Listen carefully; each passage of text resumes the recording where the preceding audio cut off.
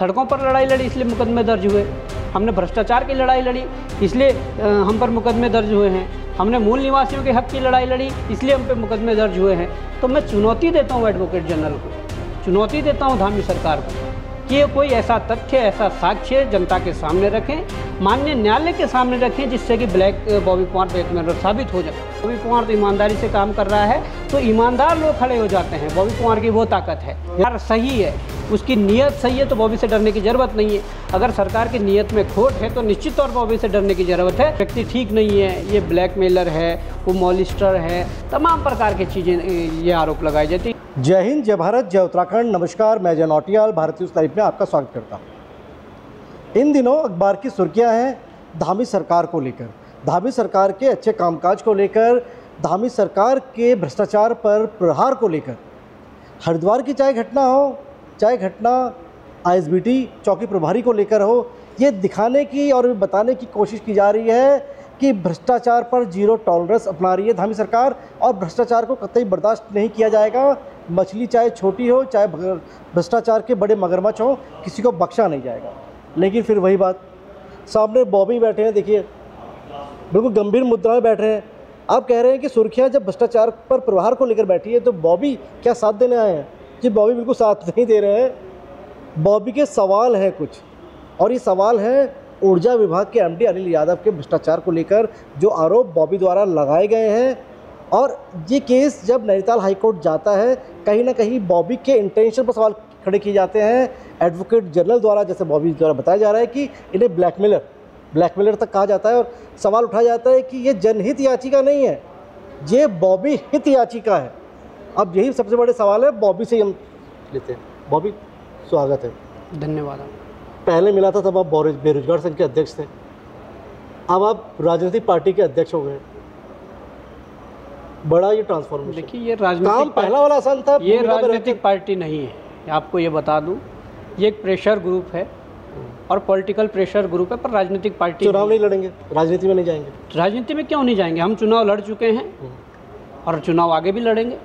इस प्रदेश की दशा और दिशा बदलने के लिए चुनाव लड़ेंगे, क्यों नहीं? चुनाव लड़ना कोई गलत बात थोड़ी है। चुनाव लड़ना बिल्कुल एक अच्छी बात है और बिल्कुल एक सिस्टम का पार्ट होना चाहिए, सिस्टम को बदलने के लिए हम भी कहते हैं। लेकिन वही सवाल आप भी कहते हैं कि राजनीति में दागदार व्यक्ति ना आए, राजनीति में बिल्कुल साफ सच वाली व्यक्ति आए। लेकिन वही सवाल आप पे उठा दी जाते हैं कि आप ब्लैकमेलर हैं। और ये नैनीताल हाईकोर्ट में भी ताज़ा जो मामला है, आपने उत्तराखंड के भ्रष्टाचार, यानी आप जब एक भ्रष्टाचार को उजागर करने जा रहे हैं तो उल्टा सवाल आप ही से पूछे जा रहे हैं। देखिए, मैं तो ये बताना चाहता हूँ कि सरकार के महाधिवक्ता जो एडवोकेट जनरल हैं, उनके द्वारा ये बात तब कही गई जब हमने एक भ्रष्ट अधिकारी के खिलाफ जनहित याचिका दायर की गई। और उस भ्रष्ट अधिकारी के खिलाफ इसलिए जनहित याचिका दायर की गई कि उस भ्रष्ट अधिकारी ने सैकड़ों करोड़ों रुपए का भ्रष्टाचार किया। देखिए, मैं पूरा मामला ही बता रहा हूँ।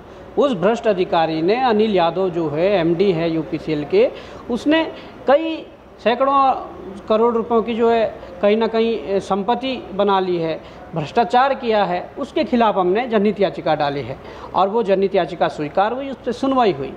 उस सुनवाई में पूरा सरकारी वकीलों का तामझाम एडवोकेट जनरल के नेतृत्व में वहाँ पर खड़ा हो जाता है और वो कहते हैं कि जो पिटिशनर है ये बिल्कुल भी व्यक्ति ठीक नहीं है, ये ब्लैकमेलर है, वो मॉलिस्टर है, तमाम प्रकार की चीज़ें ये आरोप लगाए जाते हैं। इन पर इतने मुकदमे हैं।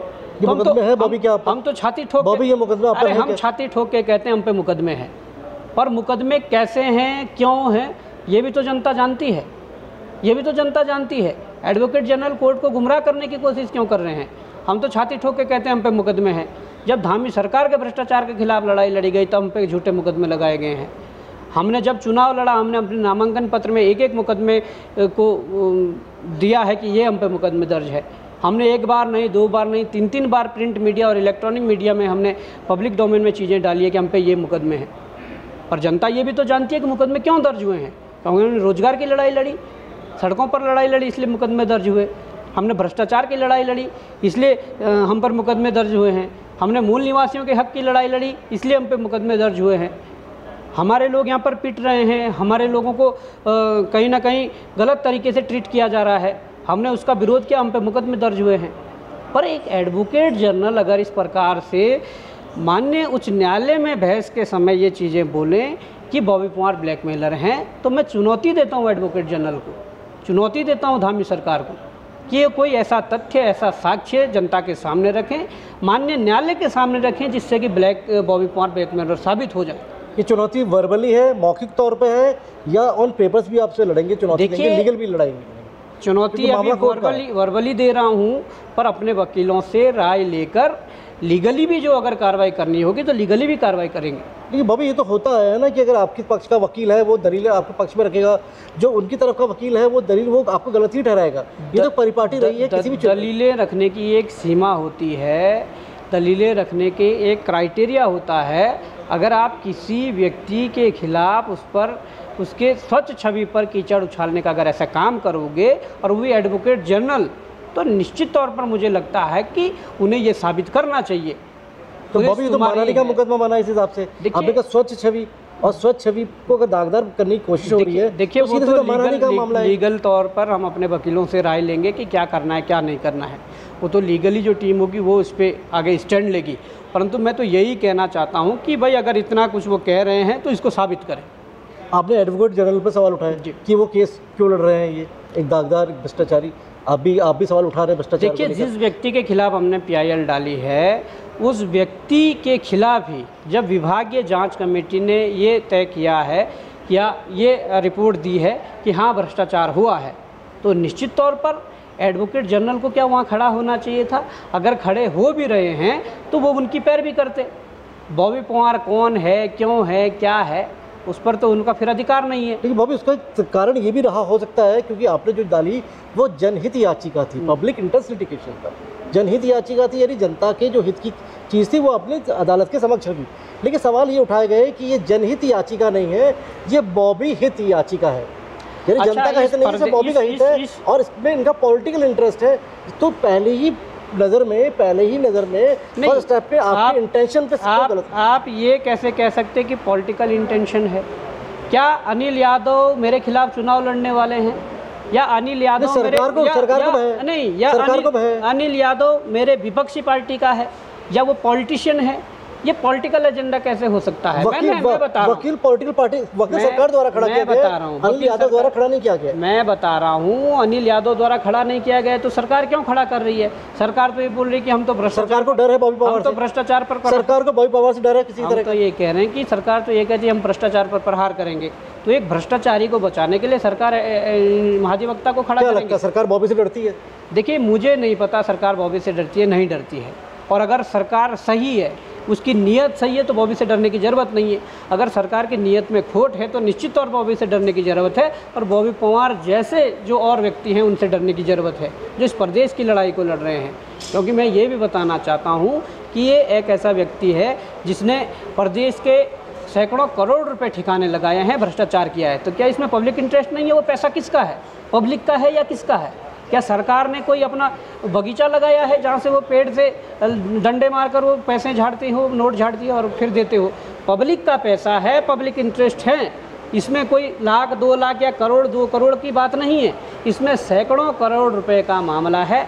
जो आय से अधिक संपत्ति का भी इसमें मामला है, जो आय से अधिक संपत्ति जो अनिल यादव ने इकट्ठी की है वो भी पब्लिक से जुड़ा हुआ मैटर है, पब्लिक इंटरेस्ट है कि पब्लिक का ही पैसा है। दूसरी बात यह है कि जिसे बचाने की कोशिश की जा रही है, इससे तो अब और पब्लिक इंटरेस्ट का मामला हो गया है। केवल मामला ये नहीं है, ऊर्जा विभाग का मामला है। तो जो ऊर्जा विभाग 1 साल पहले 11 करोड़ के घाटे में था, वो 1100 करोड़ के घाटे में कैसा चला गया? कितने का था पहले? क्या होता है 11 करोड़ जी, और 11 करोड़ से सीधा 1100 करोड़, 11 करोड़ से 1100 करोड़। तो ये क्यों हो रहा है?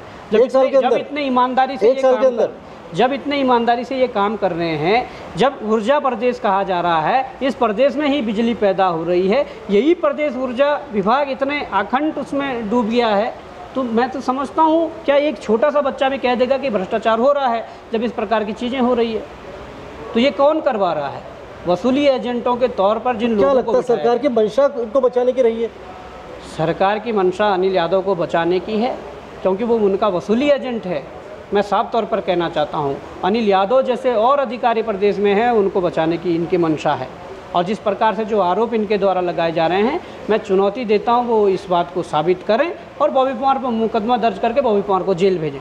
भाभी आपके केस में एक चीज़ देखने को मिली कि सरकार ने तमाम जो वकील दिए, कई दूसरे राज्यों से हायर भी किए गए अच्छे वकील, उसको लेकर भी आप सवाल उठा रहे हैं। बिल्कुल तो सवाल सरकार का अधिकार है, सरकार के क्या अधिकार है? किस बात का अधिकार है? वकील हायर करना सरकार के पास जब महाधिवक्ता है, अपर महाधिवक्ता है, हर एक विभागों में तमाम सरकारी वकील रखे गए हैं जिनका जो वेतन भत्ते हैं वो सरकारी क्या जनता के पैसे से जा रहे हैं। उसके अलावा भी आपको क्या ज़रूरत पड़ रही है कि आप बाहर से वकील हायर करो? और केवल ऐसा नहीं है, जब मुख्यमंत्री धामी केवल 6 महीने के लिए वो पिछले कार्यकाल में मुख्यमंत्री बनाए गए तो उसमें इन्होंने एक वन्य जीव अभ्यारण्य में एक खनन का पट्टा आवंटित 2 कर दिया।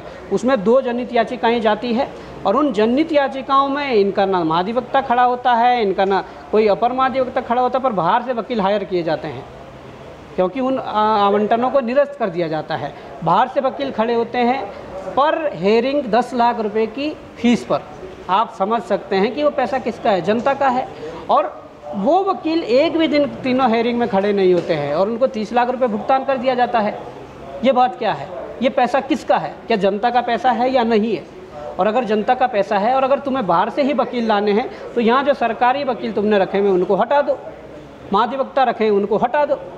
मैं यही कहना चाहता हूँ कि ये पब्लिक इंटरेस्ट का मामला है और इसमें हमने पब्लिक के सामने ये चीज़ें इसलिए लाई है कि सरकार हर सुबह अखबारों की हेडिंगों में सुर्खियां बनकर आती है, जो अपना चेहरा चमकाने के लिए कहती हैं कि भ्रष्टाचार पर प्रहार किया जा रहा है, वही सरकार भ्रष्टाचारियों को बचाने में सबसे आगे खड़ी है और वही भ्रष्टाचारियों को बचा रही है। बॉबी, सरकार के पास बड़ा तंत्र होता है, वकीलों की फौज है जैसे आपने कहा, लेकिन एक बड़ा सवाल ये भी कि बॉबी टकरा रहा है ऐसी सरकारों से भ्रष्टाचार के खिलाफ, जैसे बॉबी का कहना है।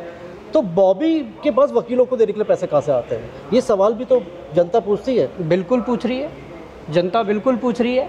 क्या बॉबी पवार अकेले हैं? बॉबी पवार के जैसे हज़ारों लाखों लोग इस उत्तराखंड में हैं। बॉबी पवार अगर कोर्ट में जा रहा है तो बॉबी पवार के लिए सहयोग करने के लिए 10 लोग खड़े हो जाते हैं। 10 लोग खड़े हो जाते हैं कि आप अगर इस मुद्दे पर लड़ रहे हैं तो बॉबी पवार की जो वकील की फीस है हम दे देंगे। कई वकील खड़े हो जाते हैं कि हम फ्री में मुकदमा लड़ लेंगे। तो बॉबी पवार के लिए क्या चाहिए? बॉबी पवार तो ईमानदारी से काम कर रहा है, तो ईमानदार लोग खड़े हो जाते हैं। बॉबी पवार की वो ताकत है। यानी आपका वकील बिना पैसों के लड़ रहे हैं केस आपका? बिल्कुल, हमारे कई केसों में कई वकील हमारे बिना पैसों के हमारी पैरवी की है और बिना पैसों के केस लड़े हैं। कहीं पर अगर देना भी पड़ रहा है तो वहीं पर कई लोग खड़े हो जाते हैं कि आपकी कोर्ट की पैरवी के लिए हम आगे खड़े हैं।